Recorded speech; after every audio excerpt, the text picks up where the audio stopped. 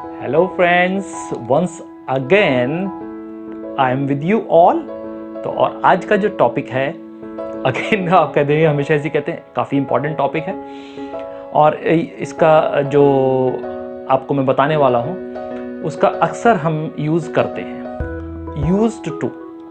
जब भी हम बातचीत करते हैं अपने पास्ट के बारे में तो अक्सर हम ये सोचते हैं कि यूज्ड टू का यूज़ करना चाहिए। यस, करना चाहिए। और यूज्ड टू के अलावा वुड और यूज्ड टू में क्या डिफरेंस है, मैं ये भी बताने जा रहा हूँ आपको।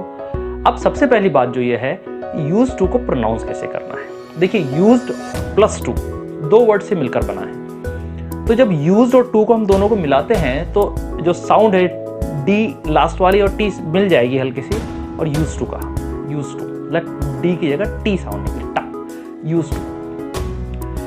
अब यूज्ड टू जो है, इसका यूज पास्ट में होता है, ये बिल्कुल ठीक बात है, सब लोग आपको यही बताते हैं। लेकिन बहुत कम लोग आपको ये बात बताते हैं कि यूज्ड टू का यूज पास्ट में होता तो है, पास्ट के हैबिट्स के लिए होता है, पास्ट के एक्शन के लिए होता है, लेकिन उन एक्शंस या उन हैबिट्स के लिए होता है जो अब नहीं हो रहे। जो काम हम आज नहीं कर रहे उसके लिए यूज्ड टू का यूज होगा। अगर हम आज भी कर रहे हैं तो यूज्ड टू का यूज नहीं होगा। मैं 20 साल से रोज मार्केट जा रहा हूं, इसमें यूज्ड टू नहीं होगा। I have been going to the market for the last 20 years, simple. इसमें यूज्ड टू का यूज नहीं होगा।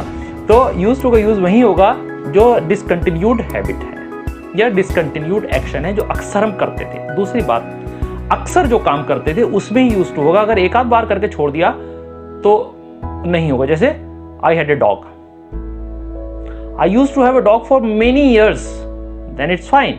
लेकिन I had a dog, I had some work, इसमें नहीं होता। तो यूज टू का यूज जो है वो तभी होगा जब एक एक्शन अक्सर हुआ करता था पास्ट में और अब नहीं होता है। इसी यूज टू के यूज में ये भी ध्यान रखना है कि यूज टू के साथ वर्ब की फर्स्ट फॉर्म का यूज करते हैं हम, और ये किसी भी पर्सन के साथ यूज टू ही रहेगा, इसमें कुछ और चेंज नहीं हो। जैसे इज आर एम का यूज चेंज हो जाता है ही शी के साथ में, ऐसे इसमें नहीं है। He use to, I use to, she use to, they use to, you use to, ये सब के लिए यही ऐसे ही यूज होगा। दूसरी बात ये, जब इसका नेगेटिव बनाते हैं तो इसमें डिड के साथ यूज की फर्स्ट फॉर्म लगेगी। I did not use to go daily to the market. तीसरी बात, जब हम यूज टू का यूज करते हैं पास्ट हैबिट्स के लिए तो हमें यह ध्यान रखना चाहिए कि जो हैबिट आज भी चल रही होगी वो हमारी प्रेजेंट में आएगी, वो पास्ट में नहीं आएगी। जैसे मैं रोज सुबह उठकर ऑफिस जाया करता था और जाता हूं, सो फिर प्रेजेंट आएगा, I go to office daily. Use to का यूज प्रेजेंट में नहीं होता है। We can not say I use to, यूएसए यूज, सेकंड फॉर्म नहीं, first form. I use to go to office daily, आज के डेट में नहीं होगा। अब कुछ एग्जाम्पल्स आपके सामने रख रहा हूं, आपको इससे पता लगेगा कि कैसे ये एग्जाम्पल से हम कैसे समझ सकते हैं। My grandmother used to tell me stories when I was a child. सीधी सी बात है, मैं अब चाइल्ड नहीं हूं तो स्टोरीज भी नहीं सुनाती है। My younger sister used to play with her dolls. Again, अब वो शायद बड़ी हो गई होगी तो डॉल से नहीं खेलती होगी।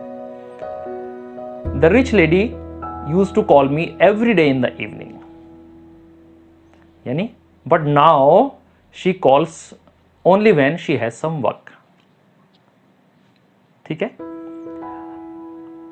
They used to go for horse riding every day when they were young. यानी अब यंग नहीं है।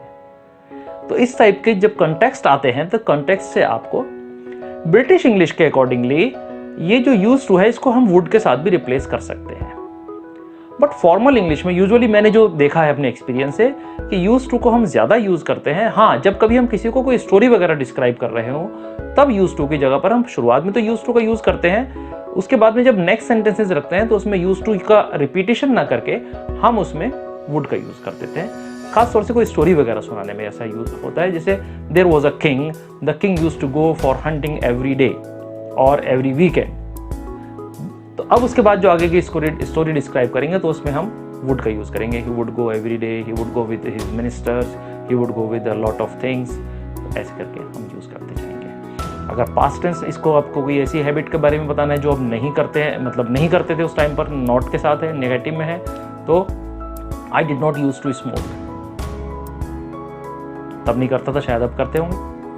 और she did not use to write letters to me, नहीं लिखती थी, अब भी नहीं लिखती है। इस तरीके के जो सेंटेंसेस हैं इसमें डिड नॉट के साथ did not use to first form लग रही है। ऐसी वुड का यूज़ होता है, ही वुड नॉट गो।